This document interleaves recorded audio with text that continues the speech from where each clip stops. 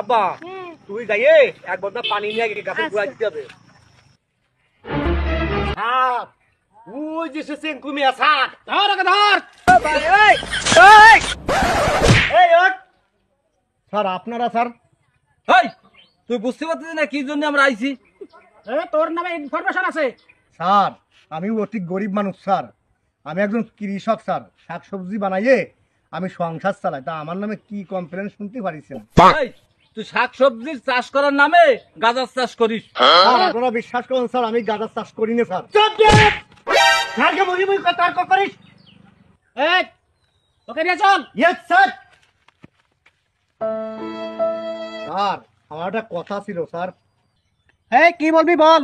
Sir থানায় নিয়ে যাচ্ছেন, আমার নিয়ে যান, দরকার এই লাঠি দিয়ে আরো 10টা 12টা মার দেন, তাতেও আমার কোনো কষ্ট নেই। কষ্ট শুধু আমার একটাই স্যার, যে আপনাদের সামনে এই সামান্য একজন গ্রামের পুলিশ আমার চর দিল স্যার, এটাই হচ্ছে আমার কষ্ট। তাহলে আপনাদের এই মান সম্মানটা কোথায় গেল? স্যার ও তো ঠিক কথা বলিছে। হ্যাঁ ঠিকই তো, ওকে তো মারার পারমিশন দেওয়া হয়নি, ও তো এর থেকে বেয়াদব, ওকে পানিশমেন্ট দাও। ওরা গেল।